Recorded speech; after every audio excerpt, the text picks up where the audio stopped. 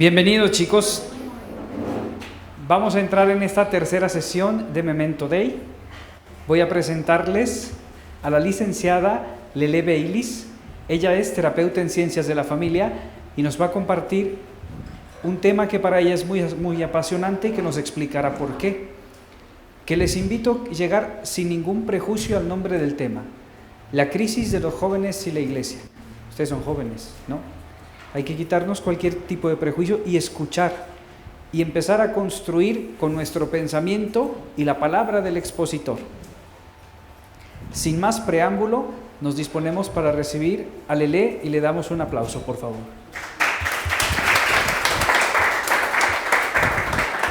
Bueno, pues muchas gracias por esta oportunidad. Más que nada para mí es una gran oportunidad de estar con ustedes y tener pues todos esos oídos atentos a escuchar de alguna manera una propuesta, ¿no? Es una propuesta sobre todo para hacernos pensar. Me gustaría sobre todo que esto nos llevara a pensar. Me preguntaba Lucía, oye Lele, ¿qué tema te gustaría dar, ¿no? Cuando me invita a esto, y yo la verdad le dije, pues mira, uno de los temas que a mí me tiene muy apasionada, o sea, muy inquieta, fíjate que es el tema que yo estoy viendo, que hay una crisis de los jóvenes con la iglesia.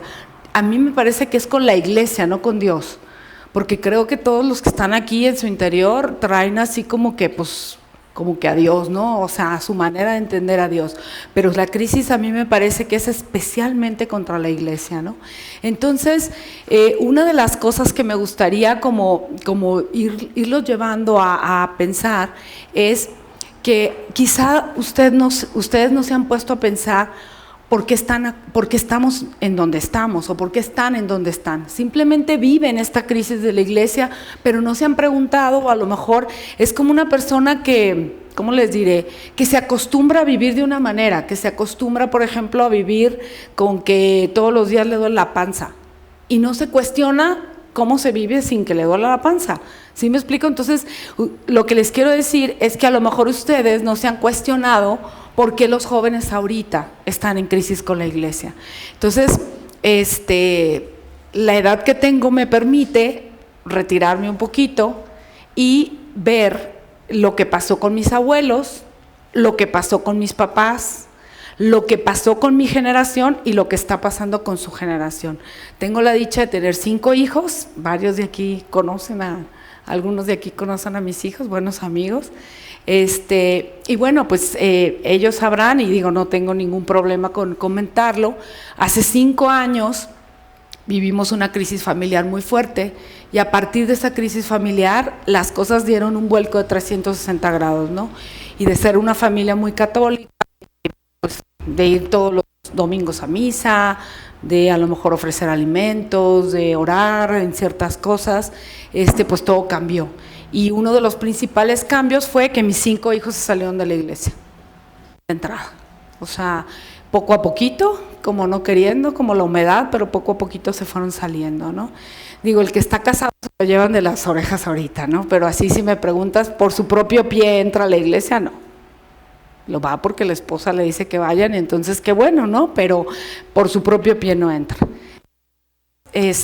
Para mí como mamá y como mujer de fe católica, pues fue un golpe muy duro, ¿no? Porque pues educando hijos durante 25 años en ese canal, pues fue muy difícil aceptar que mis hijos poco a poco fueron diciendo, yo ya no voy, a mí ya no me digas, ya no me obligues. Y cuando que tenía 14 años me dijo, mamá, la fe es algo personal y en esto tú no me puedes obligar. Dije, pues tiene razón. Y entonces ahí, como madre, yo empecé a cambiar. ¿Por qué? Porque algunas de las cosas que yo hacía, pues las hacía de una manera que no me estaba dando cuenta que no estaban funcionando, ¿no? Y creo que es el reto de los padres ahorita, que darnos cuenta que la cancha en la que estamos jugando nosotros ahorita es muy diferente en la cancha que jugaron nuestros padres. Y bueno, me gustaría ir avanzando en el tema. Y bueno, el objetivo principal será comprender el origen y la evolución de la situación actual de los jóvenes y la Iglesia mediante los cambios que se han dado y sus consecuencias a través del tiempo, desde la interdependencia entre la familia, la Iglesia y la sociedad. ¿Están de acuerdo que todo lo que va pasando en las familias, tarde o temprano repercute en la sociedad? Todos estudiaron en algún momento que la familia es la célula de la sociedad, ¿no? Y la sociedad también influye en la Iglesia y la Iglesia influye en la sociedad. Entonces, son tres unidades que siempre se van a relacionar toda la vida y que han vivido así, interrelacionándose, ¿no? Bueno, hasta aquí, ¿alguien tiene algún comentario o no? O sea, sobre todo, ¿qué opinan ustedes? ¿Están de acuerdo con que sí hay una crisis entre los jóvenes y la Iglesia? ¿Sí? ¿Sí lo escuchan con sus amigos? ¿Sí lo sienten de repente? ¿No? Ok. Bueno, me gustaría que todos se imaginaran un péndulo, ¿sale? El péndulo, si se fijan, si yo tuviera un hilo y una bola de metal, en el momento en que yo la tomo y la detengo en un lugar, ¿qué está pasando con lo que yo estoy haciendo? O sea, al momento de retener esa bola de fierro, ¿qué está pasando? Exactamente, estoy provocando una tensión, estoy provocando una fuerza que está retenida de alguna manera. ¿Qué pasa cuando suelto el péndulo? ¿Se va en medio? ¿Se queda a la mitad? Obviamente el péndulo se va, por eso se llama péndulo, se va desde la izquierda hasta la derecha, ¿no? Entonces, ¿por qué les platico del péndulo? Porque es lo mismo que pasa.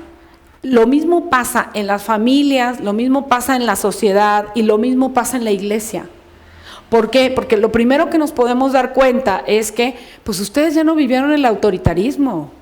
O sea, ustedes ya así como que su mamá se les quiere se quiere imponer y pues ya nomás le ven cara de, ay mamá, o sea, ¿no? Pero a nosotros, todos han oído que las mamás decían o dicen, a nosotros nos educaron con la mirada, ¿sí o no? ¿Lo han oído? Y es verdad, o sea, créanme que de verdad así era. Y nosotros no cuestionábamos la mirada del papá ni de la mamá, ¿por qué? Porque sabíamos que esa mirada iba a tener una consecuencia grave y se iba a cumplir, ¿no? Entonces, ¿qué pasó? Que a partir del autoritarismo que nosotros vivimos y que vivieron nuestros abuelos y que vivieron nuestros papás, yo creo que a partir de nuestra generación, yo soy la generación, bueno, nosotros somos la generación X, aquí hay muchos de la generación Y, creo, y algunos de la generación Z. Pero bueno, el punto es que los que vivimos en la generación X, vivimos el autoritarismo, hasta nosotros se vivió el autoritarismo de los padres, ¿no? A lo mejor nosotros en nuestros primeros hijos, los que están treintones, de más o menos hasta los 25 por ahí, todavía medio se dejaban, pero ya a partir de ahí ya no se dejan. Entonces, ese autoritarismo, este péndulo ejerció demasiada presión para que se pasara a un permisivismo. ¿Se dan cuenta? O sea, si se fijan o han vivido que ya de repente los papás no ponen límites, los papás como que tienen que dar muchas explicaciones cuando quieren poner un alto a los hijos y casi les piden permiso para decirles que no. ¿Se dan cuenta? ¿Por qué? Porque desde aquí la autoridad empezó a entrar en crisis, desde aquí. ¿Por qué? Porque les prometo que busqué y no lo encontré, lo googleé, lo pregunté. Hubo un psicólogo que no me acuerdo su nombre y les pido disculpas porque no me acuerdo del nombre del psicólogo, pero un psicólogo en los años 80 que empezó a cambiar mucho la mentalidad o tuvo mucha influencia en la psicología de ese entonces, en donde no frustras al niño. deja que los niños hagan lo que quieran, o sea, un poquito como aunado a la filosofía Montessori, pero obviamente yo no estoy en contra de la filosofía Montessori, pero sí deja, ¿no? Como que deja fluir un poquito más al niño. ¿Por qué? Porque antes se traía a los niños demasiado con reglas, con tiempos demasiado estrictos. Entonces se fue deja fluir al niño y deja fluir al niño. Entonces el problema de todo esto es que desde ahí vas a frustrar al niño, deja que se exprese, todas estas cosas, ¿no? Entonces el problema de esto fue que precisamente los padres empezaron a entrar en la crisis de decir ¿hasta dónde? ¿Hasta dónde le pongo un límite? ¿Hasta dónde sí? ¿Hasta dónde no? Esa crisis la vivimos nosotros, especialmente los que ahorita tenemos cuarentones, cincuentones, sesentones. O sea, los papás de ustedes, la verdad. Entonces, el punto fue que desde ahí los jóvenes empiezan a sentir esa crisis de autoridad, ¿no? Bueno, ¿cómo era la iglesia?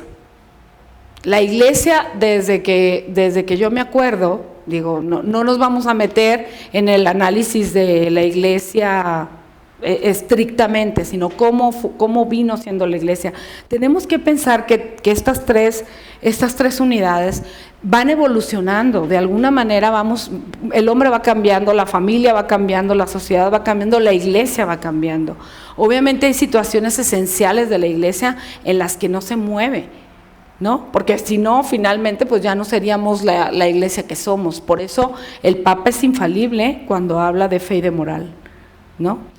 El punto es que, pero de todas maneras hay muchas cosas que sí vienen cambiando, ¿no? Entonces, de alguna manera la iglesia, o por lo menos la sociedad, sentía que las cosas estaban como muy marcadas por el miedo, por la imposición, por el deber ser, ¿no? Y entonces, de alguna manera, la gente cuando hacía algo, estaba la sociedad estaba con los ojos, no nada más el deber ser ya conocido desde la materia de moral y de fe, sino que también la sociedad era muy prejuiciosa, o sea, la gente se inmiscuía muchísimo o se metía muchísimo en lo que cada quien hacía y juzgaba mucho, y yo creo que seguimos todavía un poquito en ese canal, como que juzgaba mucho cuando una persona se equivocaba, y entonces, pues, de ahí mucho de la Inquisición. A lo mejor yo de verdad los invitaría a que lean un poquito la historia de la iglesia, porque se van a dar cuenta también por qué estamos donde estamos. Mucha gente piensa que la Inquisición y es que la iglesia, así, pero nadie entiende que en el momento de la Inquisición, en el momento que pasaba todo esto de la Inquisición, de alguna manera la iglesia cometió el error de politizarse como empezarse ¿cómo les diré?, a influir demasiado entre la sociedad y la iglesia, entre el emperador y la iglesia. ¿Sí me explico? Entonces, el problema es que al ratito, el Papa ya no lo nombraba la iglesia, sino lo nombraba el Estado. Entonces, ese es el problema, que de alguna manera se vio conveniente cierta situación y entonces se empezaron a mezclar muchas cosas, ¿no? Y a meter en terrenos que no son de sí mismos, pues. Entonces, el punto de esto fue que la gente, por ejemplo, empezaba a decir, es que esta es bruja, ¿no? Es que esta es bruja, y entonces como cuando sienten el chisme de alguien, que esta es bruja y esta es bruja, y van sobre la bruja, ¿no? Y la culpa la tuvo la iglesia. O sea, finalmente yo creo que claro que el Papa habló de los errores que tuvo la iglesia y por supuesto que se cometieron errores, ¿no? Pero el punto es que hay que entender también el contexto. cuando se descontextualizan las cosas, pues obviamente se entiende de manera muy parcial. O sea, cuando nos damos cuenta que estaba muy unida la iglesia, el Estado y la sociedad, pues entonces nos damos cuenta que eso está como la fuerza no nada más era la iglesia decía esta es bruja y la voy a condenar, sino que se sentía presionada la iglesia de alguna manera por la influencia que se tenían entre unos y otros, ¿no? Entonces, bueno, había mucho, no, pues, ¿cómo no? Sí se echaron a varios, ¿no? Entonces, o sea, dentro de eso, pues claro que nos da miedo. Y desde la imposición, y desde te voy a juzgar, y desde cómo te voy a ver, y desde el qué dirán, y desde todo, pues claro que la gente no tenía mucho para dónde moverse, ¿no? Entonces, de alguna manera, pues por eso muchas personas que vivieron en esa situación, pues quisieron, poco a poco se dieron como hasta al otro lado, ¿no? ¿Y qué pasa también con esto? ¿Qué les puedo contar de mí? ¿Qué les puedo contar de lo que yo viví en relación a la fe? En relación a la fe, o sea, a mí, ve al catecismo, apréndete las cosas y se acabó, ¿no? O sea, y pues no hagas esto y no hagas el otro y esto está mal y esto está bien y pues con la mirada. Eso es lo que les puedo decir que nos educaron a nosotros, ¿no? Entonces, claro que te daba miedo salirte del esquemita, te daba miedo porque pues la verdad decías, pues voy a hacer la señalada o voy a hacer me acuerdo que cuando estuve yo en la prepa salió una chava embarazada y no, bueno, o sea, era así como, y yo me acuerdo de la tía o de la abuelita de las épocas de mi mamá y la mandaban a no sé dónde y era una cosa impresionante, ¿no? Ahora pues ya la verdad, o sea, eso lo ven los chavos demasiado normal, ¿no? Común, por decirlo así, común. No vamos a yo no voy a entrar en el juicio si está bien o está mal, lo que les quiero decir es que así era, ¿no? Antes era mucho más señaladas las situaciones y la gente era como mucho más acusada, mucho más, con mucho más prejuicio, ¿no? Entonces, de alguna manera, la gente, cuando yo lo viví así, pues poco a poco, a través de obedecer, porque nosotros estuvimos como acostumbrados a obedecer, eso era lo que hacíamos nosotros, o sea, obedecíamos a los papás, y la que no obedecía, pues así le iba, ¿no? Y la verdad sí eran consecuencias graves la que no obedecía, pero el punto es que estábamos acostumbrados a obedecer. Entonces, esa obediencia nos fue llevando poco a poco, nos fue llevando a que la que quiso y el que quiso encontró a Dios. Pero fue por obedecer, o sea, por estar ahí, por seguir ahí, y poco a poco fuimos encontrando la fe. Digo, yo viví una experiencia pues muy personal, que la verdad a lo mejor me ayudó desde muy joven a tener muy clara la fe para mí y el seguimiento a Cristo. Mi papá, un hombre que practicaba, católico, pero que no practicaba, de repente tiene una conversión chistosa, pero la conversión, por decirlo así, la tuvo de un protestante, que lo acercó a Dios, y gracias al protestante que se acercó a Dios, mi papá se acercó mucho más a la fe y a la iglesia y todo. Entonces de repente me llevaba a mí, junto con mis hermanas que lo odiaban, a una iglesia del Espíritu Santo, de la renovación del Espíritu Santo, que las carismáticas que tienes que cantar y así, ¿no? Entonces yo estaba chava y la verdad era la consentida de mi papá, entonces pues yo le seguía la corriente, la verdad. Pero a partir de seguir la corriente sí tuve una experiencia pues realmente diferente, o sea, sí tuve una experiencia personal muy cercana en donde realmente me topé con Cristo y nunca lo volví a soltar. Yo tenía más o menos alrededor de unos 13, 14 años y a partir de ahí mi vida se marcó, ¿no? Y la verdad pues yo no me veo sin Dios, ¿no?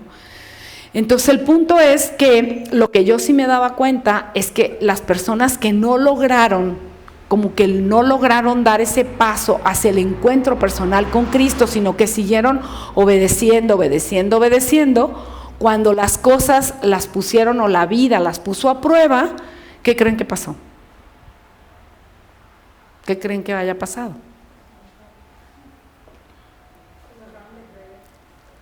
Dejaron de creer.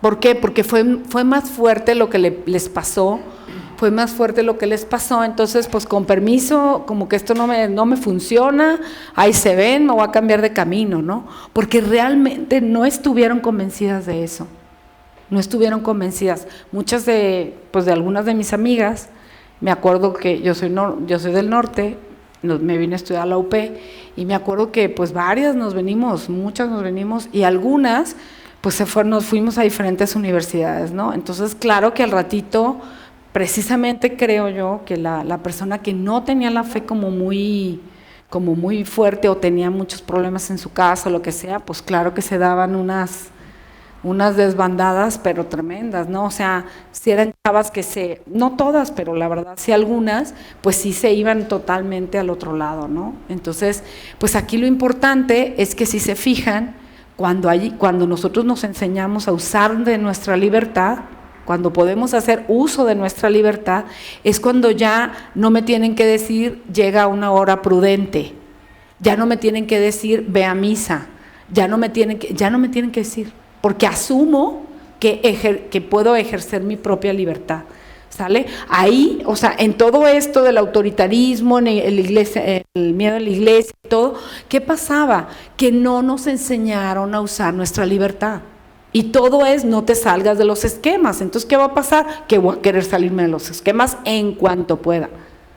Desde la parte de mis padres, desde la parte de la iglesia, desde la parte de los mandamientos, desde todo el deber ser, con permiso, ahí se ven. Yo me voy a cambiarme de canal, ¿no? Donde yo me sienta mejor, donde me sienta más libre, donde me sienta más yo, más a gusto, ¿no? Entonces, bueno, otra de las cosas que pasó fue el machismo y el feminismo. O sea, ¿por qué es el feminismo? Yo no me voy a meter en ese tema. Lo que quiero que comprendan es que cuánto tiempo se vivió siendo, mucho tiempo se vivió los hombres siendo machos, ¿no? Y las mujeres, ¿cuánto tiempo se pasaron? Pues reprimidas. Ah, pero ¿cuándo empezaron a cambiar las cosas? ¿Alguien sabe cuándo empezaron a cambiar las cosas? Por eso les digo que influye la iglesia, la sociedad y la familia. Y todos los avances tecnológicos que vamos viviendo, por supuesto que eso ha venido a cambiar todo nuestra manera de pensar y todo. Pero precisamente, ¿cuándo empieza a cambiar todo? Cuando la mujer empieza a tener más derechos, cuando la mujer empieza a tener acceso a la píldora, cuando la mujer empieza a estudiar, cuando el panorama de la mujer cambia. ¿Y está mal que haya cambiado el panorama de la mujer? Claro que no.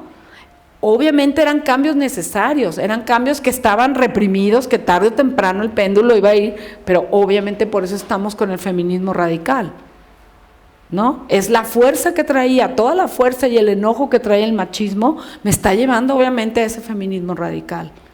Ya entienden por qué ahora hay tanta feminista enojada, ¿no? Entonces las vemos y las tachamos, ¿no? Tachamos a las feministas. O sea, yo no digo que no está mal, pero después vamos a hablar un poquito de la mirada de tener mirada de misericordia, cómo mirar con misericordia.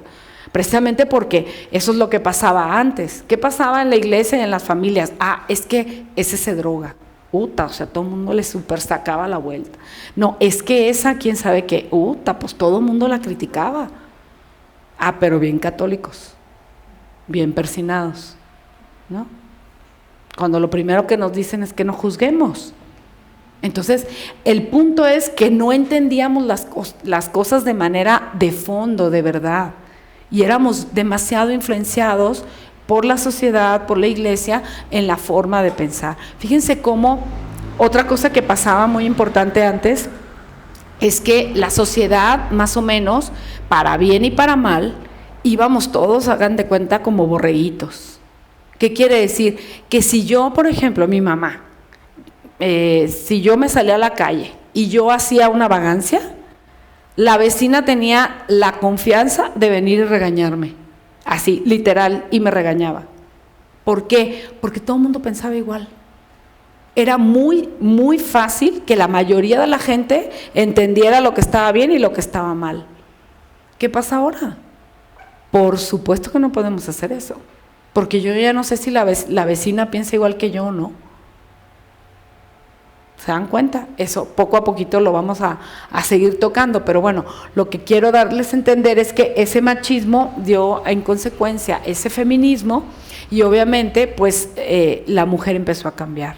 Desgraciadamente en este punto la mujer empieza a cambiar como enalteciendo el lugar que tiene el hombre. ¿Por qué? Pues porque a él sí le aplauden, porque a él sí le pagan, porque a mí no, porque yo estoy aquí encerrada, porque yo no puedo votar, porque yo no puedo opinar, porque yo no puedo hacer todo eso, ¿no? Entonces, en lugar de entender que la mujer era necesario que tuviera esos derechos propios del ser humano, como ser humano, ¿no? Se fue y cambió la parte de decir, quiero ser como el hombre. Ustedes no se dan cuenta, pero nosotros, qué esperanzas que, o sea, que tuviéramos mucha ropa tipo hombre. O sea, todo era como mucho más femenino, pues. ¿Y cuándo empezó el unisex? Pues en mis épocas, todo se empezó a hacer unisex. Ustedes no lo sintieron, todo eso no lo sienten ustedes. Pero la mujer era mucho más femenina y el hombre pues más varonil. Entonces desde ahí la mujer empezó a eso, ¿no? Como a tomar ese lugar privilegiado del hombre en lugar de tener el lugar privilegiado de la mujer, pero buscar sus derechos. ¿Están de acuerdo? O sea, lo que buscamos es tener esos derechos de la mujer, pero no convertirnos en precisamente en sobrevalorar el lugar del hombre, ¿no? Bueno, ahora, también empezó todo lo que fue el racionalismo, ¿no? Desde que empezó toda la ciencia a avanzar, desde la revolución industrial, desde todos esos avances que empezaron a dar la ciencia, empezó a fortalecerse mucho el método científico, entonces a mí todo me lo tienen que comprobar. Entonces el racionalismo, todo eso empezó a tomar demasiada fuerza. Entonces obviamente toda la parte como, ¿qué les diré? Como ciega, de creer ciegamente, ya dijeron, a ver, espérame tantito, déjame me lo cuestiono. Entonces la gente empieza a cuestionarse las cosas, ¿por qué? Porque ya entiende que hay manera de comprobar. Entonces el hombre quiere comprobaciones, ¿no? Entonces nosotros venimos ustedes no lo sintieron tanto, pero yo sí lo sentí y lo sintieron nuestras otras generaciones, ese racionalismo, ese todo me lo tienes que comprobar, ese todo tiene que ser tiene que tener una comprobación, ¿no? Entonces, ¿en dónde estamos ahorita? ¿No han visto videos de cómo, o sea, digo, son chistes, como de cómo eran las generaciones hace no sé cuántos años, que sale un chavo que se golpea y ni cuenta se da, y los de ahorita que así como que se tiran y no sé qué, ¿no? Bueno, yo he estado viendo tipos videos así, ¿no? El punto es que, digo, yo sí noto, tengo muchos jóvenes en mi consulta y sí noto como una cierta emotivismo, un cierto sentimentalismo, ¿no? O sea, a mí me llamaba la atención, y tápate los oídos, Vivi, pero a mí me llamaba la atención que veía a las chavas que de repente, por ejemplo, a las niñas pues en secundaria, ¿no? Por decirles así, que se acababan de ver en la escuela, salieron a las 2 de la tarde y se encontraban en la plaza en la tarde y era un escándalo, o sea, así como ¡hola! Y hacían un drama, ¿no? ¿Qué dices tú?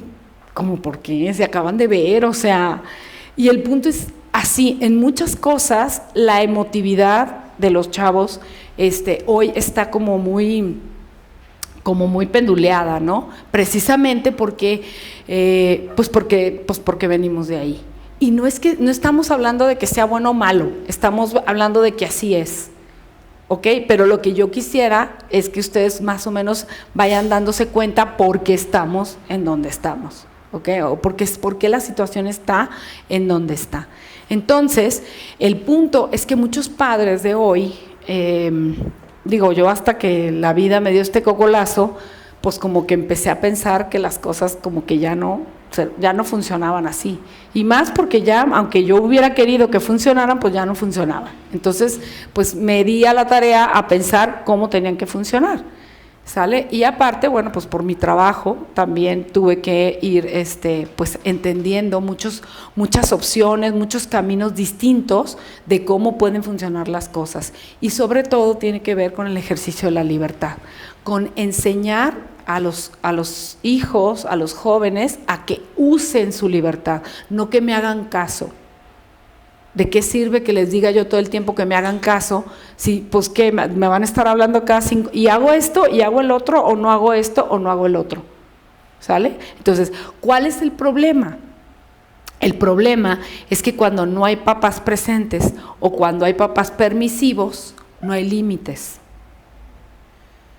¿Y saben qué causa en una persona cuando no hay límites? ¿Alguien me podría dar una idea de lo que cree? ¿Quién dijo inseguridad? Inseguridad. Fíjense qué grueso, o sea, todos los hijos, yo fui hija y yo me rebelé y yo renegué de los límites y de los altos que me pusieron, pero como todos los papás les dicen, pero un día lo entenderás, ¿no? Y pues es la verdad. Y decimos, qué bueno que estuvo mi mamá y mi papá, y qué bueno que me pusieron un alto, y qué bueno que me dijeron que hasta aquí. O sea, pero les voy a decir en qué se basaban las cosas. Y ojalá que se les quede grabados para que el día que tengan un hijo, sepan por qué. O sepan sobre todo para qué pues, se pone un límite. De entrada es entender para qué es la autoridad. ¿Para qué es la autoridad? La autoridad es para servir. Entonces, los padres tienen una autoridad dada por Dios que está al servicio de los hijos para sacar de ellos lo mejor o para hacerlos hombres de bien, para que conozcan a Dios. Para eso es la autoridad. Entonces, el problema es que cuando los padres no entienden esa autoridad, cuando los padres no ejercen esa autoridad, a los chavos no les ponen esos límites.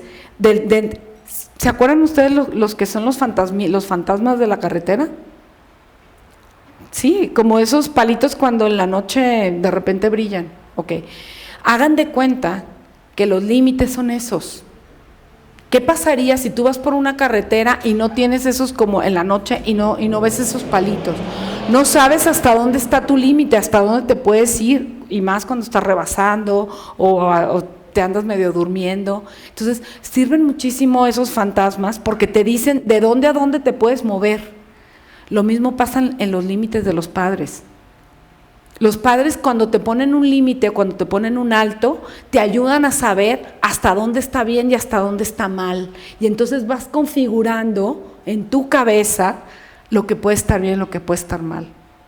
Por eso es tan importante los límites, ¿sale? Entonces, cuando los padres no ponen esos límites, pues los chavos se sienten como muy, yo puedo, yo sé, a mí no me digas nada. Pero la verdad es que en el fondo se van a sentir inseguros.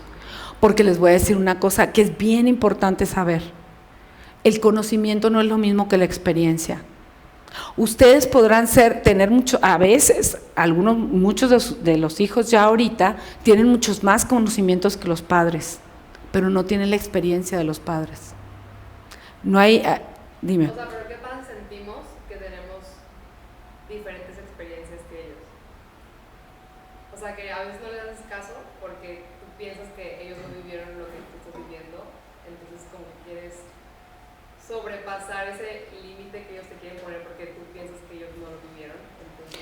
Me parece muy buena pregunta. Digo, la verdad es que tú podrías pensar que a lo mejor no es la misma experiencia, pero sí te puedo decir que la experiencia tiene que ver con que, ¿cómo te diré? Con que tú dices, ay mamá, pues es que a lo mejor un exceso de esto no pasa nada. Tu mamá sabe que a lo mejor ya vivió que el exceso de algo le hizo daño. Entonces a lo mejor no es exactamente lo mismo, pero sí sabe, la experiencia lo que te da no es una especificación. O sea, la experiencia no es que sea específica, la experiencia es como sabiduría, ¿Sí me explico? Es lo que te da la experiencia y sabiduría. Entonces, te da como ¿cómo te diré? Como esa intuición que tenemos las mujeres, en donde tienes tanta información de todo lo que has vivido, que algo que te va orientando y te va diciendo, es que esto no va bien. Esto no va bien, por algo no va bien, ¿sale? Entonces, a veces, precisamente, yo creo que una de las cosas que podría como no, o sea, como hacer inválida los límites de los padres, podría ser precisamente ese argumento, ¿no? Es que, ay mamá, es que tú no viviste esto.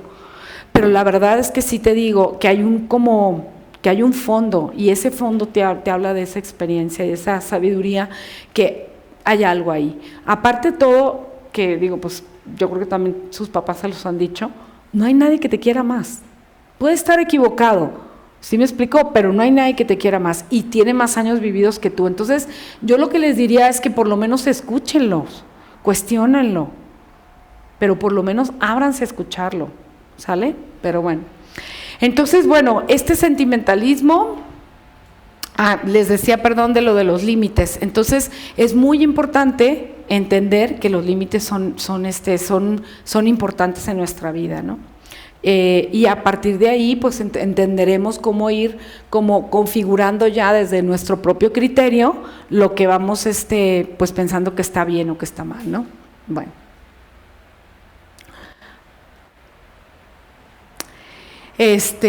Bueno, pues les platicaba un poquito esto de nuestra época, en la que yo veo que ¿por qué los padres de hoy nos estamos equivocando en eso y cómo está influyendo en la fe, en la sociedad, en la propia familia? A partir les digo, de todas estas influencias que empezamos a vivir nosotros como generación, bueno, esto empezó en los baby boomers. Los baby boomers ahorita tienen, pues creo que tienen como unos 60 y tantos son los baby boomers más o menos, que tiene que ver, son entre mis papás y nosotros, ¿no?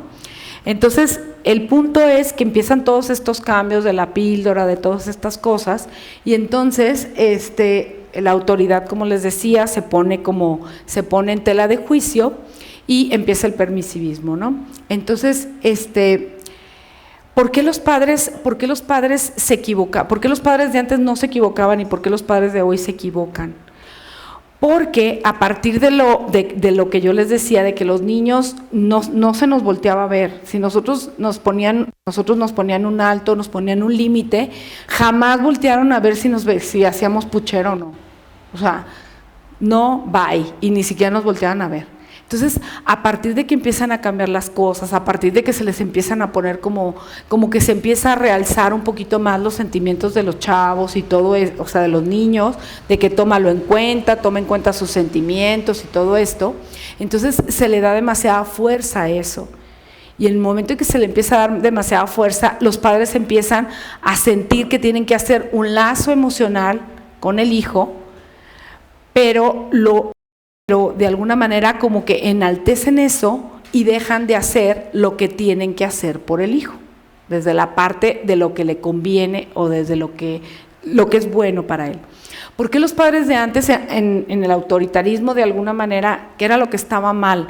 Lo que estaba mal es que ni opinábamos, ni decíamos nada, ni podíamos quejarnos, ni podíamos dar una explicación, ni podíamos decir, oye, esto es muy importante para mí, porque no nos iban a oír. Y es verdad, ¿sale? Pero lo importante de esto, lo que tiene de bueno, es que los padres en el momento en que te decían que no se fijaban si iban a ser tus cuates o no. Los padres no estaban pensando en eso. Los padres estaban pensando si era bueno o malo para ti. Y si no era bueno para ti, les valía un comino. ¿Por qué? Porque ellos le daban mucho más importancia a ver tu bien, no ser tu cuate. Entonces, ¿cuál es el problema de hoy? ¿Cuál es el problema de hoy? Que se enaltece mucho el hacer ese lazo emocional con los hijos y se deja de ver por su bien.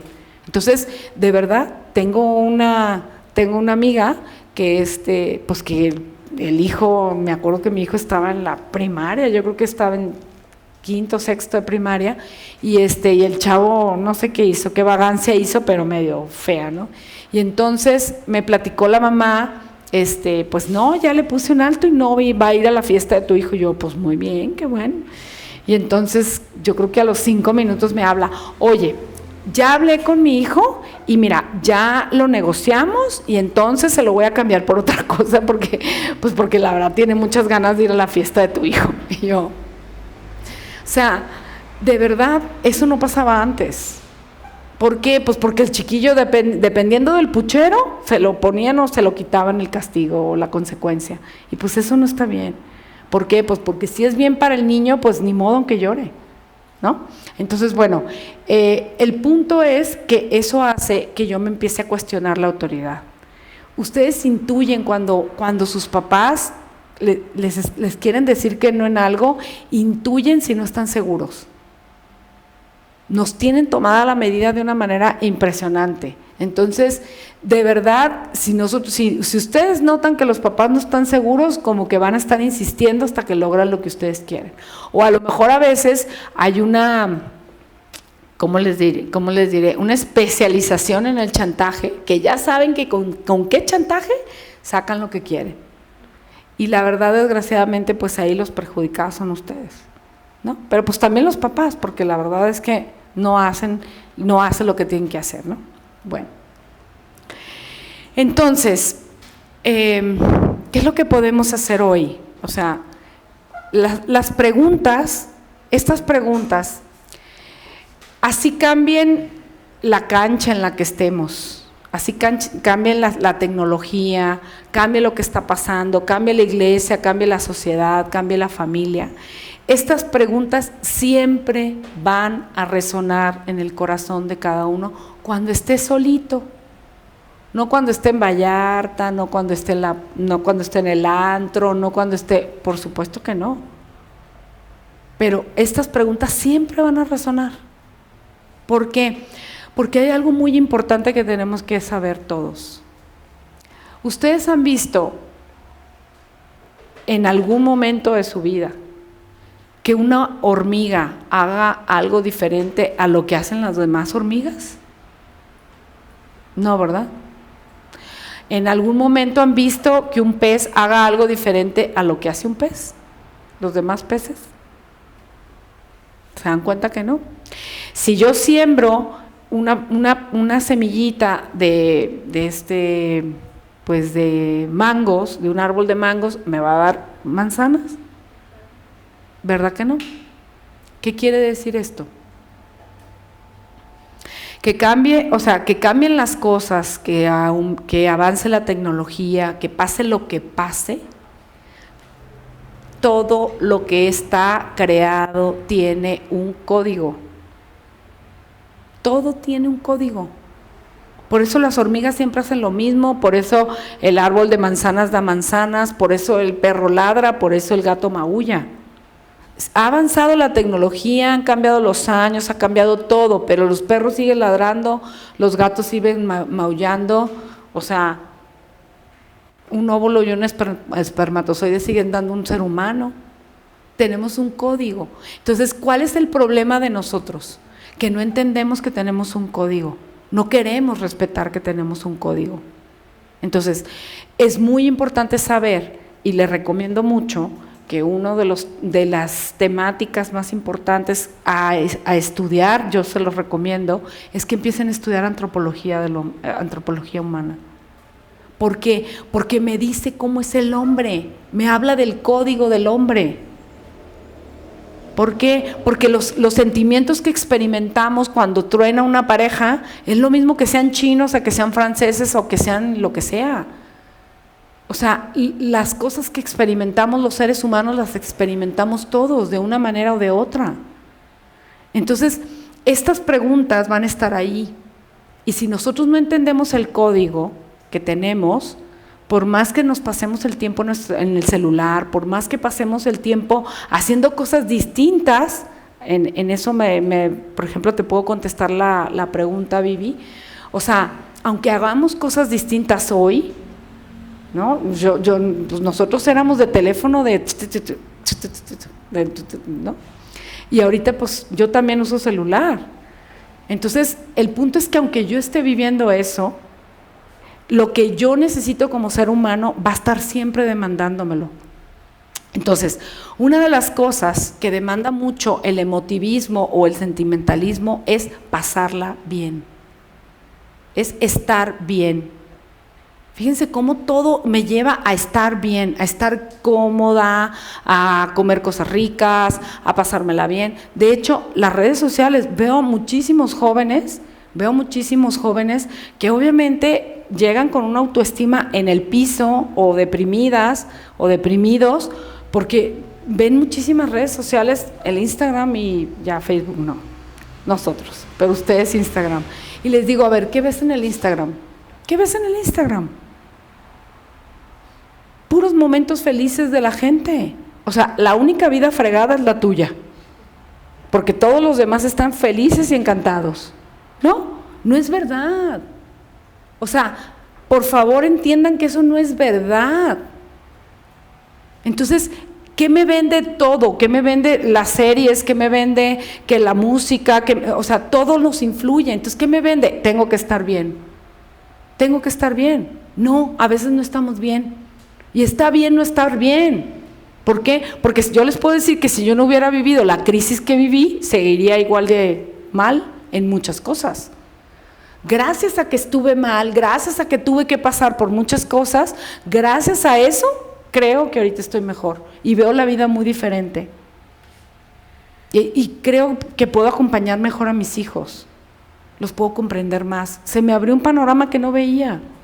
Entonces, a veces es bueno no estar tan bien, pero lo que nos vende el mundo es que tenemos que estar bien, ¿sale? Entonces, en ese código del hombre, en ese código que hay, siempre van a estar estas preguntas: ¿quién soy? ¿Para qué estoy aquí? ¿A dónde voy? Y a mí me encanta la respuesta a estas preguntas que le da Juan Pablo II. Dice, solo Cristo le vino a decir al hombre quién es el hombre. Solo Cristo da esa respuesta. Y entonces a mí me gustaría, pues porque me queda ya bien poquito tiempo, 5 minutos, pues precisamente como entender por qué no entendemos la fe de otra manera, ya desde invitarlos a que vean esa fe desde otro lugar, desde no el lugar en que nos los dieron a nosotros. Créanme que no estoy aquí para hacer, o sea, como para darles por su lado, pero la verdad sí los entiendo. O sea, ¿quién va a seguir todo un mundo de reglas de alguien que no conoce y no quiere? O sea, no hagas esto, no hagas el otro, no, si no vas a misa. Le pregunté a cada uno de mis hijos, oye, ¿por qué te saliste de la iglesia? Me di a la tarea de preguntarles. Y uno de ellos me dijo, ay mamá, pues es que nomás de pensar que no ir a misa el domingo es pecado mortal y por eso me va a condenar, pues por eso, yo la verdad por eso no voy. Fue su respuesta. Fue su respuesta. No, es que todo son reglas, todo es esquemas, todo no sé qué. Pues es que sí los entiendo. Si entienden la fe así, pues claro que sí los entiendo. Y entonces somos católicos porque cumplimos, cumplimos los mandamientos, o porque seguimos a Cristo, o porque estamos enamorados de Cristo. ¿Alguna vez los que se han enamorado se han dado cuenta de una cosa? Han hecho cosas que jamás se hubieran creído que las iban a hacer. ¿Por qué? Porque eso es lo que da motor. Eso es lo que da motor, estar enamorado de lo que estudias, estar enamorado de ser una buena amiga, estar enamorado de Cristo, estar enamorado de hacer el bien, estar enamorado de hacer productivo tu trabajo. Los jóvenes de hoy no están peor que los de antes. No, o sea, la verdad siempre se los dicen y todo el mundo se los va a decir. O sea, ustedes son la esperanza de los que ya estamos para abajo. ¿Qué necesitan? Motor propio. dejar de pensar que ya les quieren imponer las cosas, tomar por ustedes mismos las riendas de su propia vida y decir, a ver, ¿qué quiero yo? ¿Quieren libertad? Pues ejérzanla, pero también con su responsabilidad, con las consecuencias de eso. O sea, no puedo seguir a Cristo y pensar que puedo hacer todo lo que no, o sea, pues todo lo que no me hace bien. Vamos a concebir el pecado como algo que Cristo me está diciendo que no haga porque me hace daño, no porque es la regla que no tengo que cumplir. ¿Sí me explico? Me gustaría irme un poquito más de acá. Bueno, una de las principales cosas que a mí me cambió la vida en todo este proceso que viví fue que precisamente esa forma de enseñarme la fe me llevaba mucho, pues, por decir así, a lo mejor al golpecito de pecho, ¿no? Sí, yo rezo y yo hago y soy muy buena y voy para acá y voy a las misiones y hago esto y hago el otro, pero les voy a decir que no me daba cuenta. Que alguien no se equivoque, porque entonces la mirada estaba con el juicio. Pues que no eres católica porque tomas pastillas. ¿Qué en esto? Pues como si yo fuera la juez del mundo, ¿de verdad? Entonces, el punto es que cuando entendemos que seguimos a una persona, no seguimos una filosofía, seguimos a una persona que está viva, que hay que conocer. ¿Por qué? Porque si la conozco y me enamoro y la amo, entonces todo lo que me dice que haga, entonces le voy a creer. Es diferente creer en Cristo que creerle a Cristo. Y entonces, si yo le creo, es porque empiezo a quererlo conocer. No puedo amar a nadie ni a nada si no lo conozco. Entonces, si quiero darme esa oportunidad y utilizar esa libertad mía para hacer mía esa fe, porque ya no es la fe de tu papá y de tu mamá y lo que te dice, ya dejen eso, háganla personal.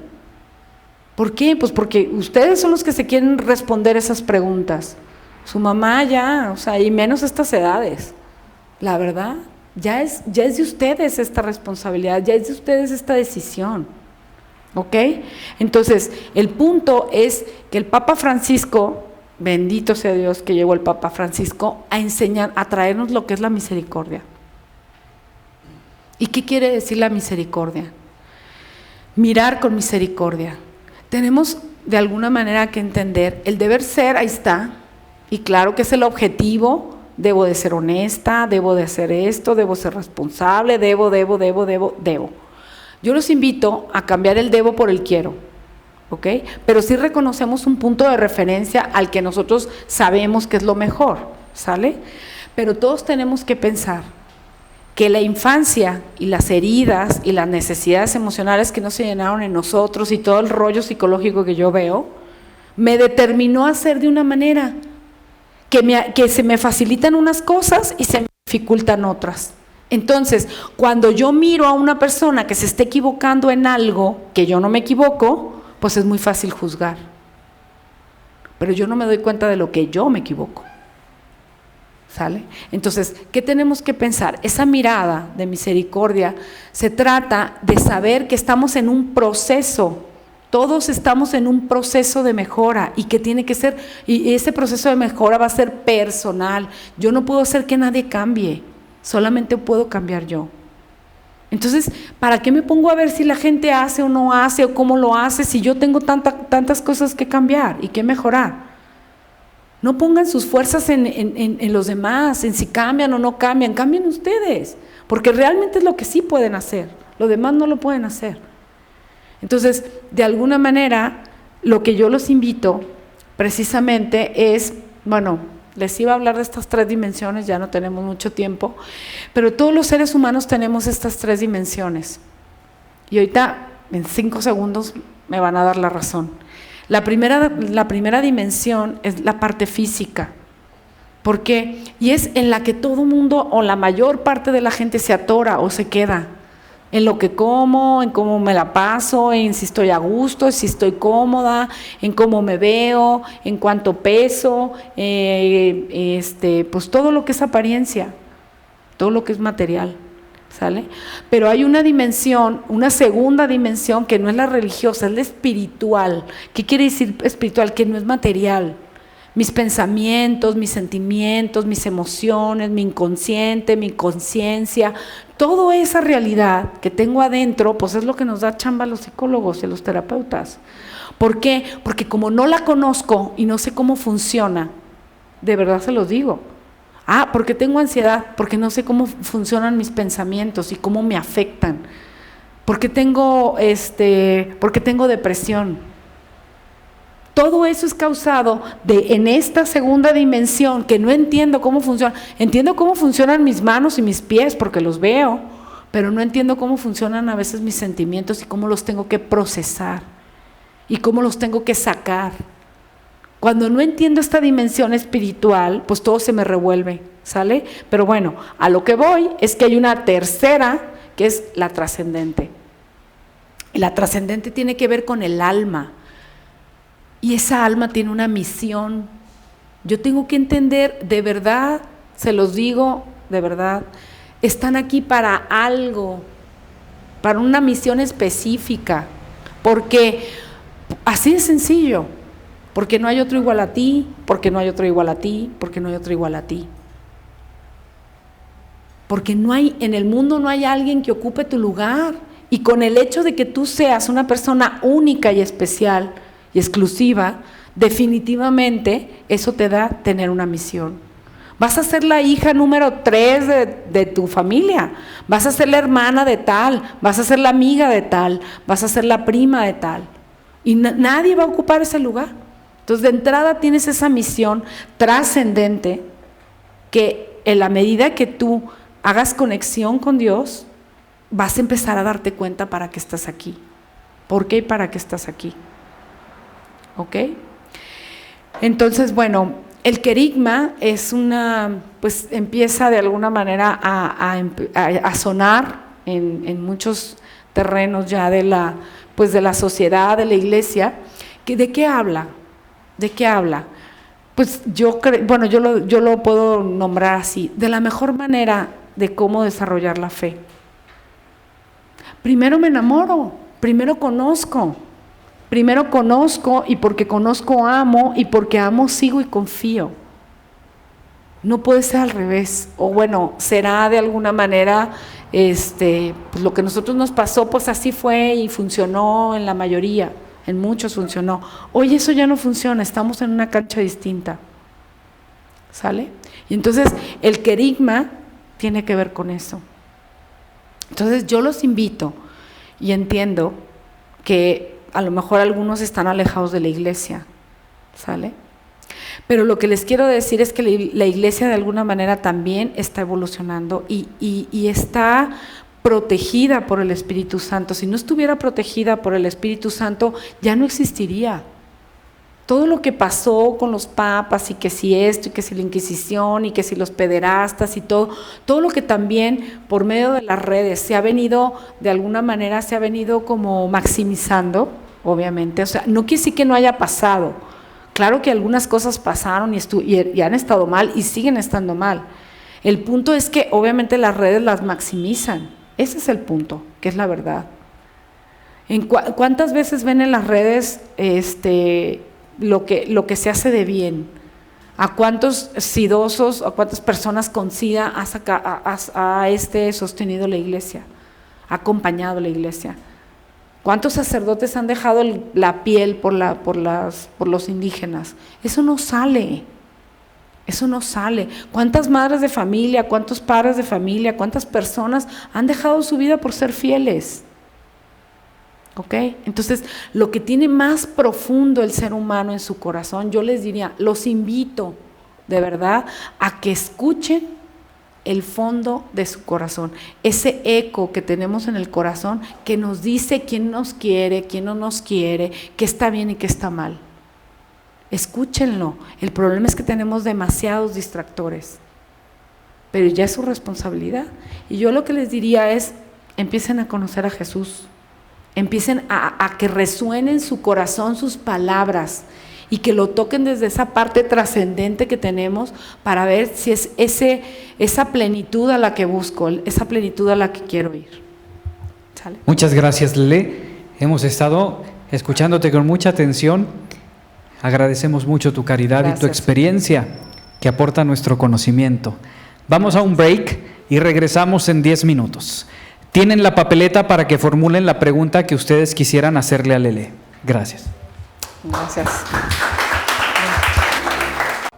Pero a mí todavía me tocó que cuando ibas al cine había un intermedio.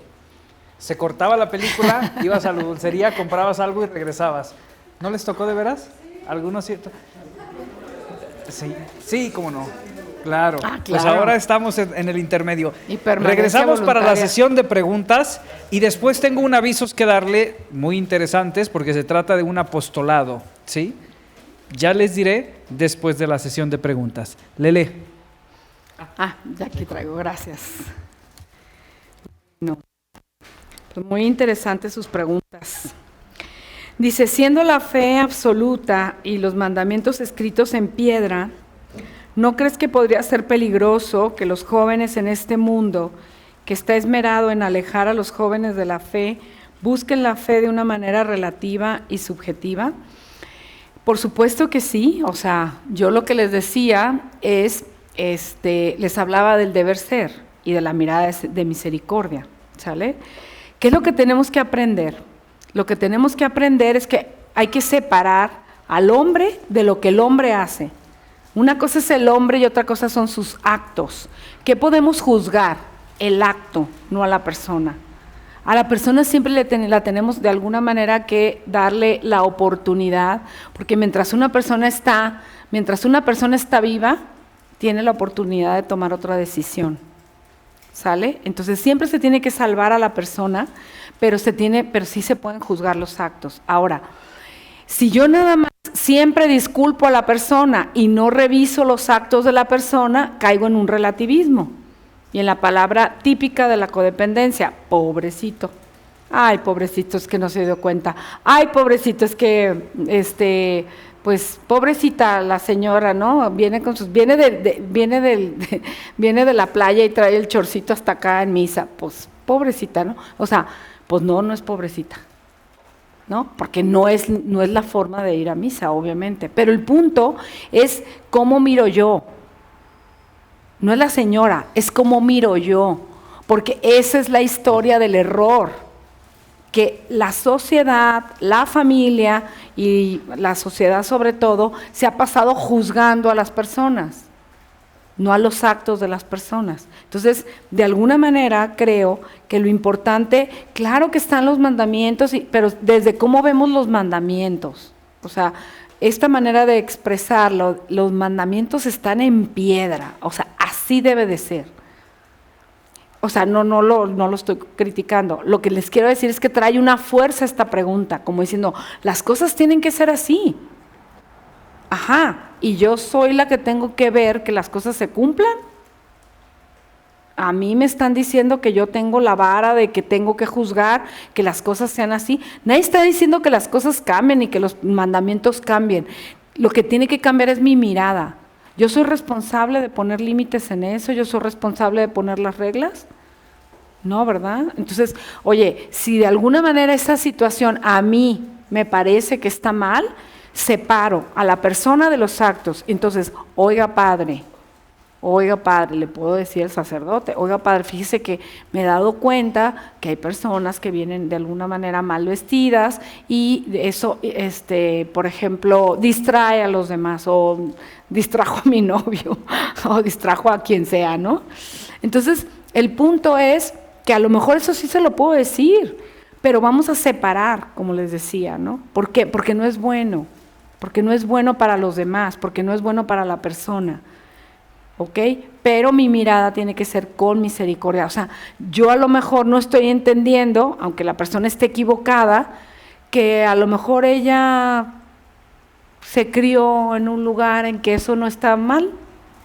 ¿Me doy a entender? O sea, a lo mejor para esa persona, pues andar así no está mal. Entonces, no quiere decir que no esté mal, pero a lo mejor en su vida, en su cabeza y en su circunstancia, pues a lo mejor ella no ubica, no dimensiona el daño que está haciendo, ¿no? Yo me acuerdo mucho que de repente, Alguna vez me pasaba que de repente yo iba a un grupo de jóvenes o de jovencitas y si alguna llegaba con el escote más allá de lo autorizado, o sea, la atención estaba en el escote, no en la persona. O sea, eso es lo que está mal, que yo primero le veo el escote en lugar de preguntarle cómo se llama. Primero ya estoy haciendo un prejuicio. Porque está escrito, ¿no? Porque está escrito que no tienes que enseñar el escote. Como si valiera más el escote que la persona. Eso es lo que quisiera transmitirles de verdad, de corazón. Aunque vean una persona que se pone hasta las chanclas, aunque vean que la típica chavita está tirada, o sea, no juzguen. No sabemos lo que hay detrás de cada persona, no entendemos. Con trabajo entendemos lo que pasa con nosotros. Yo les puedo decir de verdad que en terapia les digo mucho a la gente, o sea, si nosotros fuéramos como un iceberg, o sea, piensen que están viendo un iceberg. Y si ustedes ven, o sea, si ustedes vieran el mar, que el iceberg sale en el mar, verían la pura punta del iceberg. ¿Y qué es el iceberg? ¿Esa punta que yo estoy viendo o lo que está debajo del iceberg? La mayor parte del iceberg es lo que está abajo, que yo no estoy viendo. Lo mismo pasa con la gente que yo conozco. ¿Qué estoy viendo? A la borracha, a la que trae el escote aquí. Y no me estoy dando cuenta, les puedo decir de verdad. Tengo muchos chavos en la terapia y una chava me dice, es que empiezo a tomar y de repente me daba blackout. Entonces me despierto angustiadísima de que no sé si me hicieron algo. Claro, es hija de un alcohólico que toma durante 15 días o 3 semanas hasta que no puede más y cae en el hospital. ¿Pero qué puedo ver yo? Que es la chava que está tirada, que se la están echando. Es lo que yo veo.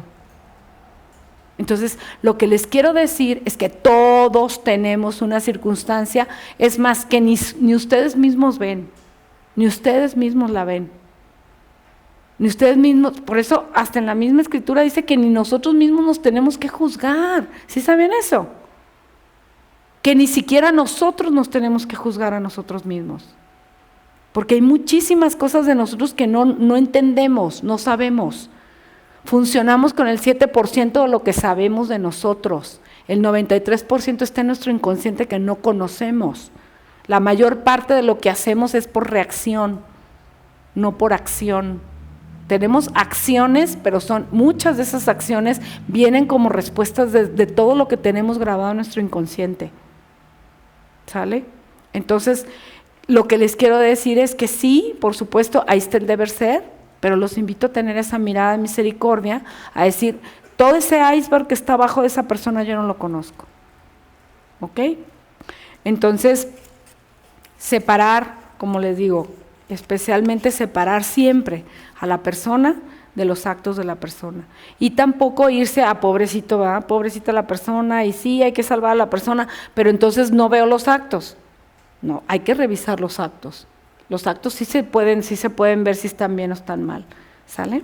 Bueno, más allá de lo que nos gustaría, ¿crees que sea viable o obtenible el balance del péndulo? No. Qué padre que fuera. No. A ver, a mí me gustaría que los lentes cayeran y no se me quebraran. No, la ley de la gravedad es esto, punto. O sea, no se van a ir cayendo como si estuvieran ahí con un paracaídas, pues no. ¿Por qué? Porque el péndulo, si hubo represión, se vira hasta el otro lado, no hay manera. Oye, yo lo puedo trabajar, sí, pero yo puedo frenar a la sociedad, no, pero sí puedo tener tolerancia con los demás. No con los actos que están mal, con las personas. Con las personas puedo tener tolerancia. ¿Sale? A ver. Yo veo que antes con los papás autoritarios había muchos tabús y no había esa conexión. ¿Cómo sería un punto medio entre lo permisivo y el autoritarismo?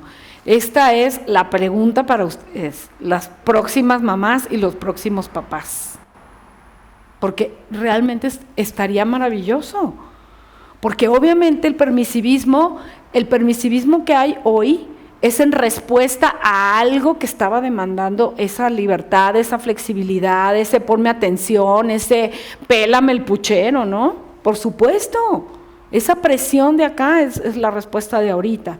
Pero el problema es cuando estamos en los extremos, ese es el problema. Cuando estamos en un extremo de autoritarismo, cuando estamos en un extremo de permisivismo. Entonces, ¿cómo puedo tomar lo mejor de las dos? El autoritarismo, ¿qué tenía de bueno el autoritarismo? Que veía el bien de los hijos. Los papás no son los cuates de los hijos, qué bueno que se hagan cuates, pero no son cuates no son para que sean cuates. Yo como les digo, va a sonar feo lo que les digo, pero la verdad, así se los digo, no están para que sus hijos los quieran.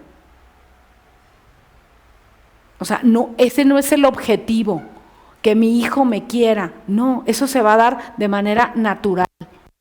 Yo les pregunto, acuérdense del maestro que fue muy exigente y del barco. ¿De cuál se acuerdan? Pues a lo mejor de los dos, ¿verdad? Pero bueno, el punto es que el maestro que te hizo sacar lo mejor de ti, que te quemaste las pestañas con tu mamá, me acuerdo un maestro que casi nos mandaba, pasamos desde las 4 de la tarde y salimos a la 1 de la mañana del examen. Literal, claro que me acuerdo de su nombre, de ese día, de todo. ¿Por qué?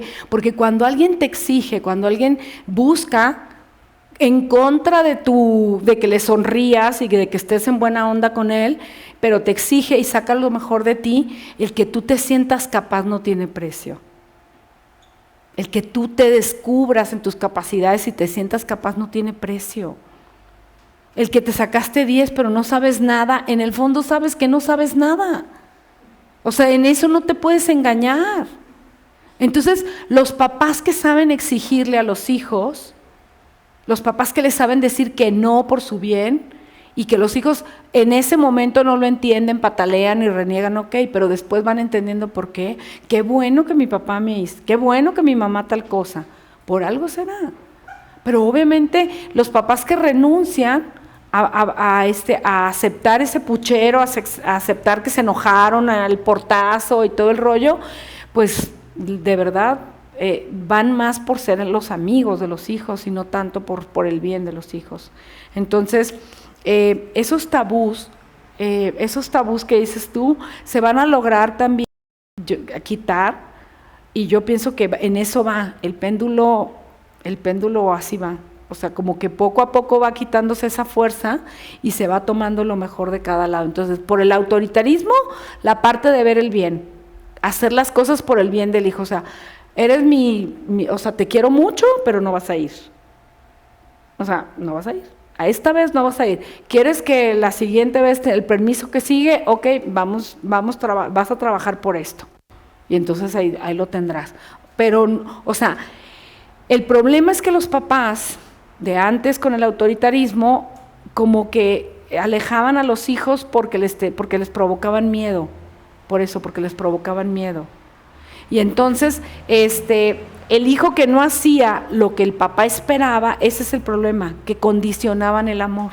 O sea, si no haces, si no eres lo que yo espero, entonces como que sientes que no te quieren, como que sientes que no eres suficiente para tus papás. Entonces, ¿cuál es el punto? Que todos los seres humanos necesitamos amor incondicional. El amor tiene que ser incondicional y especialmente de los padres. ¿Qué te condiciono? El apoyo. El apoyo sí te lo condiciono. Oye, es que yo me quiero ir a tal lado con lo que tú no estás de acuerdo porque no crees que es el bien de tu hijo, pues tú no lo apoyas. Así de fácil, pues tú no lo apoyas. Que si él lo quiere hacer, quiere usar su libertad y ya tiene edad para tomar sus decisiones, pues órale, pero yo no te apoyo porque no estoy de acuerdo. ¿Sale? Entonces, amor incondicional a los hijos. ¿Qué quiere decir? Porque aparte de todo así es, los papás de antes parecía que no nos querían, pero pues la verdad es que siempre nos quieren, pero nosotros sentíamos que no nos querían. Entonces, por eso nos alejábamos y había esa barrera entre los padres y los hijos. Entonces, ¿qué es lo bueno de ahora? ¿O qué sería lo bueno? ¿Cuál sería la combinación buena?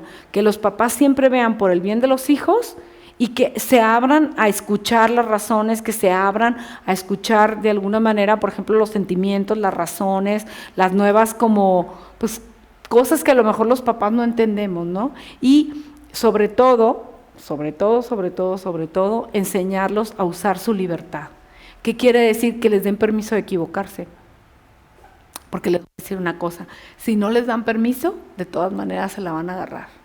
Van a agarrar esa libertad y van a ser ustedes y van a de alguna manera hacer cosas y a lo mejor se van a equivocar, pero te dije, ¿no? Entonces, pues no. ¿Por qué? Porque todos, yo parada aquí y todos los que estamos aquí, que les llevamos un poco de años, todos nos hemos equivocado en todo. ¿Por qué tenemos que pensar que vamos a ser perfectos? La maravilla más importante de no tenerle miedo a la vida es entender que nos vamos a estar cayendo, que nos vamos a estar equivocando. Pero les voy a decir algo que ojalá se lo lleven. Si la vida no les da, como parece Hakuna Matata, pero no, si la vida no les da la oportunidad, si una persona no les da la oportunidad de hacer las cosas diferentes, de hacer las cosas de nuevo, dénselas siempre ustedes. Ustedes sí dénsela, porque Dios siempre se las da. Se van a equivocar, pero siempre dense la oportunidad. ¿Por qué? Porque hay un yo crítico que traigo en esa segunda dimensión que diario me está fregando. Ay, es que ya volviste a caer. Es que ya no sé qué, y te trae frita, ¿no?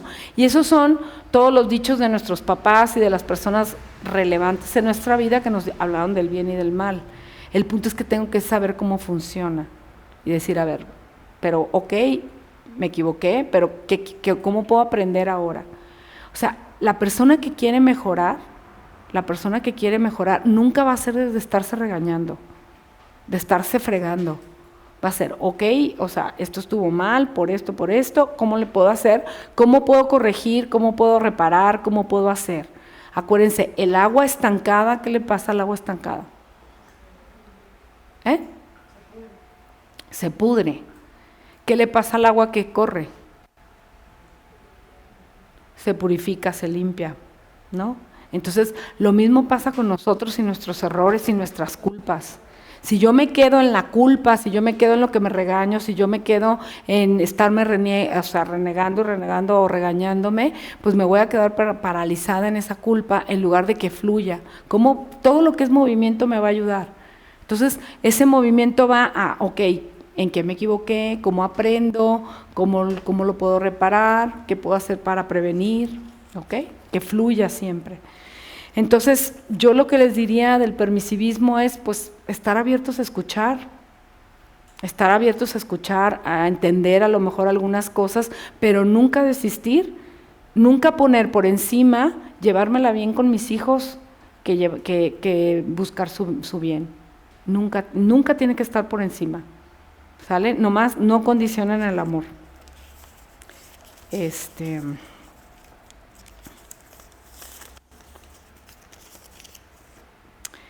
Dice, ¿qué son las cosas que tu crisis familiar te hizo cambiar en tu manera de vivir tu religión o fe?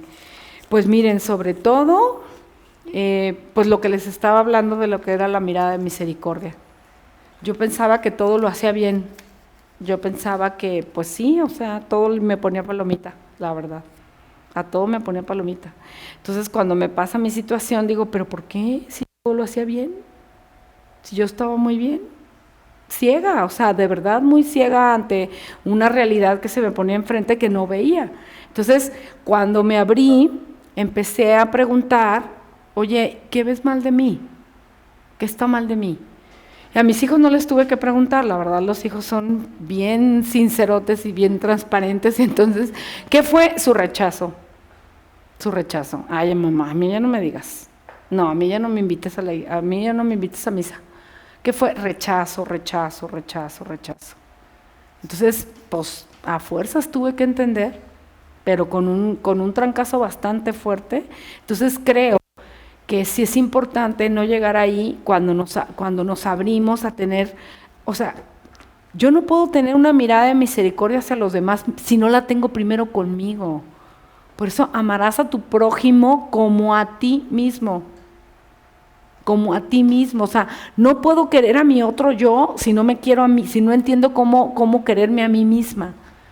Porque solamente cuando yo digo, chin, o sea, van 4 veces que me pasa esto y me vuelvo a tener paciencia, pues cuando alguien se equivoca 4 veces con algo contigo, dices, híjole, pues yo me equivoco en eso. O sea, cuando lo experimentas en ti, solamente es cuando lo puedes experimentar también en el otro, ¿no? Entonces, esa mirada de misericordia ante mis errores, ante mis culpas, ante todo, cómo me veo, pues lo experimentaré con los demás cuando lo aprenda primero conmigo, ¿no? Entonces,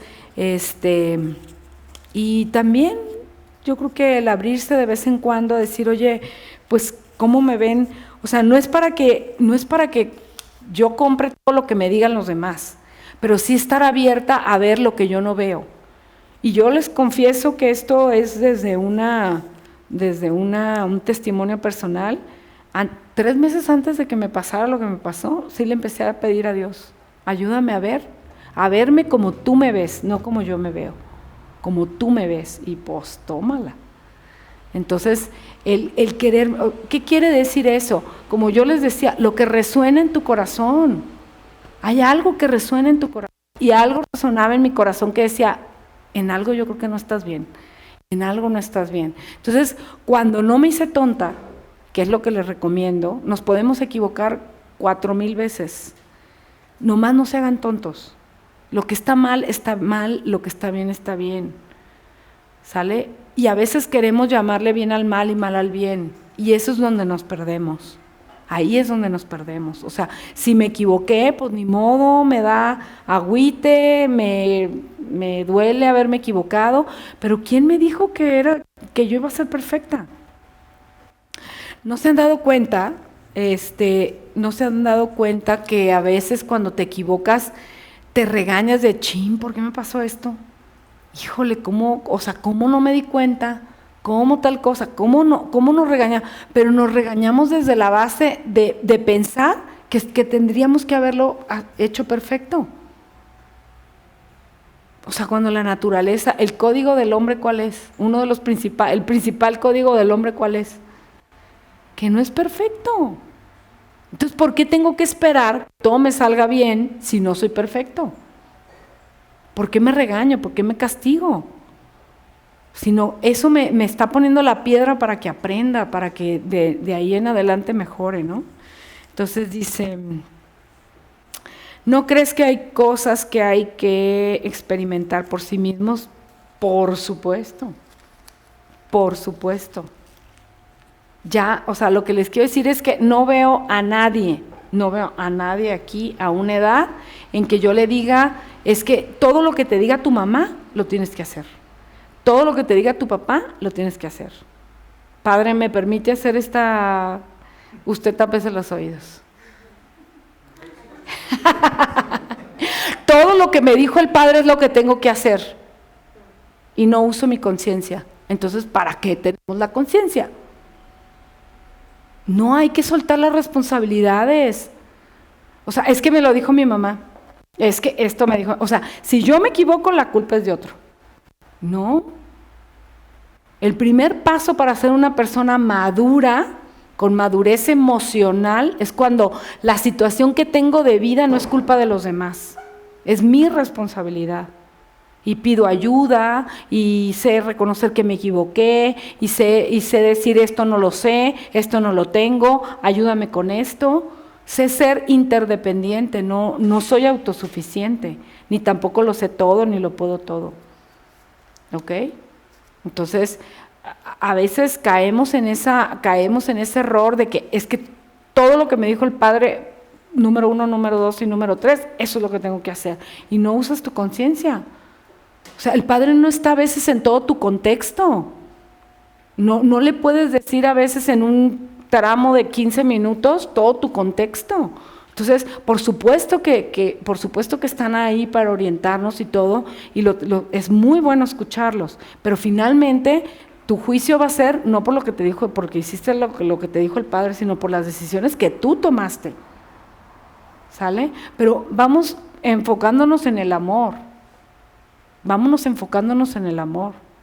¿Por qué? Porque el punto es vivir enamorados, no vivir asustados ante los miedos, ante las reglas, ante los pecados, ante todo. O sea, claro que hay que conocerlos, hay que formarnos, pero nadie se va a mover. Primero es el amor y después son todo lo demás. De hecho, por ejemplo, para las que pronto tengan después un bebé, siempre piensen primero esto. Primero es el amor y después es la exigencia.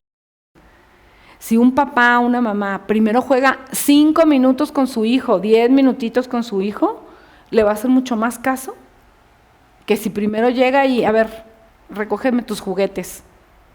Siempre primero hagan el lazo de amor, primero hagan el lazo, la conexión, y después son todas las reglas. Lo mismo va a pasar con la iglesia, lo mismo va a pasar con Cristo. Primero, o sea, yo lo que les digo, primero hagan ese encuentro. Búsquenlo. Él está mucho más interesado en ustedes que ustedes en Él. Cada vez que vean un crucifijo, piensen como un Dios, es como si nosotros nos quisiéramos convertir en hormigas para salvar a las hormigas. O sea, literal, que un ser humano se convierta en una hormiga, con todo lo que le pueden hacer a una hormiga. Eso está infinitamente alejado de que Dios se haya hecho hombre. Infinitamente alejado. Entonces, cuando veamos un crucifijo, pensemos que hay un Dios loco de amor, con locura nos ama, con locura. Entonces, cuando entendemos esa locura por mí, no por toda la raza, por mí, y lo tomo para mí, entonces entiendo que hay un camino que a lo mejor no conozco, de alguien que sabe que lo único que sabe hacer es amar. Lo único que puede hacer es amar. Es lo único que sabe, es lo único que puede y es lo único que quiere, amar. Entonces, si yo descubro eso, vivo en una tercera dimensión. Ya no vivo en una dimensión nada más material o en una dimensión nada más espiritual. Vivo en una tercera dimensión, en donde veo las cosas de otra manera. Me cambia la vida, desde lo que hago, desde cómo tiendo mi cama, desde si hago el favor o no lo hago, desde cómo estudio, desde cómo soy, como les digo, desde cómo soy amiga, desde cómo soy hermana, desde cómo soy hija, desde cómo trabajo. Me cambia la vida y eso no tiene precio, eso no tiene plan, vacación, dinero, joya, coche, que me lo llene, que eso. ¿Por qué? Porque estamos hablando de la tercera dimensión del hombre y esa tercera dimensión verdaderamente me lleva a la plenitud. Les doy un giro así de 360 grados, pero ¿sí saben que Marilyn Monroe se suicidó? ¿No sabían? Es que ya es demasiado viejita para ustedes, pero Marilyn Monroe, que fue un símbolo sexual, o sea, era la mujer más guapa, era la mujer más con el mejor cuerpo en ese momento, la más famosa, todo el mundo le tiraba la onda, bueno, era lo máximo la Marilyn Monroe. ¿Por qué se suicidó? Si tenía todo, más que todos los que estamos aquí, por mucho. ¿Por qué se suicida? Porque les voy a decir una cosa, cuando entramos en el espiral del placer, si como algo que me gusta, voy a querer más. Si estoy en las relaciones sexuales, voy a querer más emoción. Y todo cuando se centra en el placer, el ser humano así es, el código del ser humano siempre va a querer más. Entonces, el problema de todo esto es que tarde o temprano me voy a sentir insatisfecho. ¿Por qué? Porque me quedo en la primera y en la segunda dimensión del hombre. Pero esa tercera dimensión del hombre siempre me va a estar demandando. Y si yo no la conozco, siempre voy a vivir inquieta, como decía San Agustín, y con eso termino porque ya no alcanzo, creo. Padre, usted ayúdeme. Pero él decía que mi corazón está inquieto y no descansará hasta que descanse en ti. Hasta que descanse en ti. Bueno, pues muchas gracias. Gracias, Lele.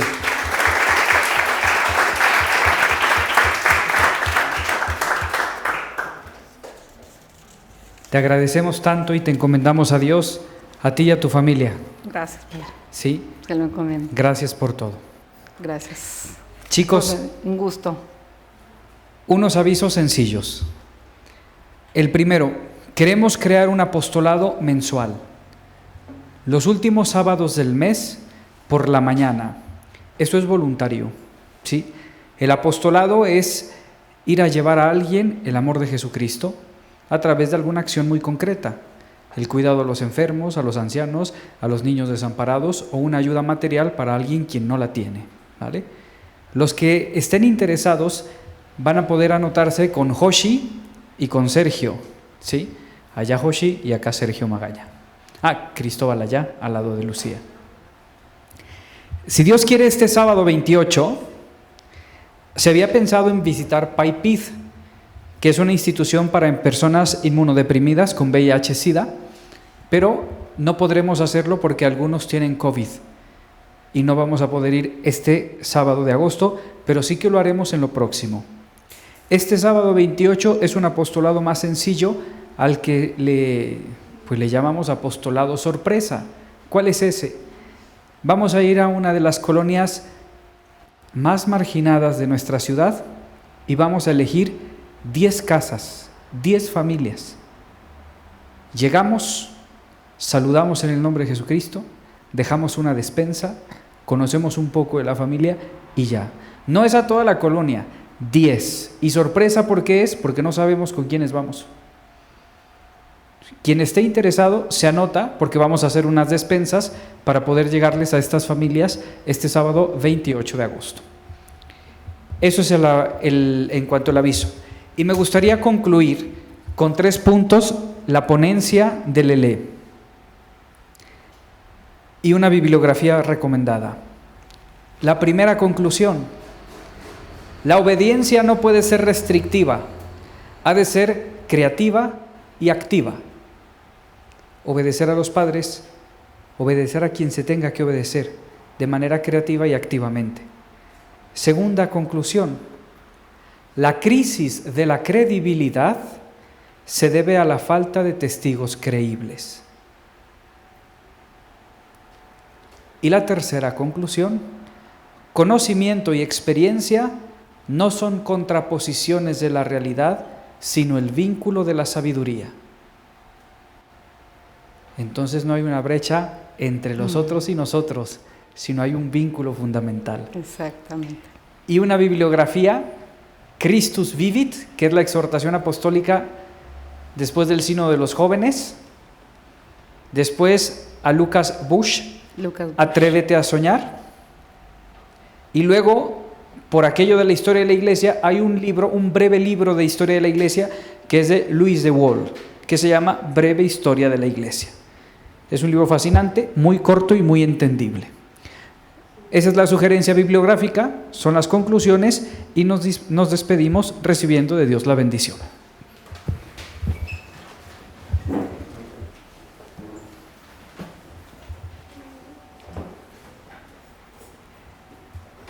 El Señor esté con ustedes y con tu espíritu. Y que les bendiga Dios Todopoderoso, Padre, Hijo y Espíritu Santo, descienda sobre ustedes y les lleve a la vida eterna.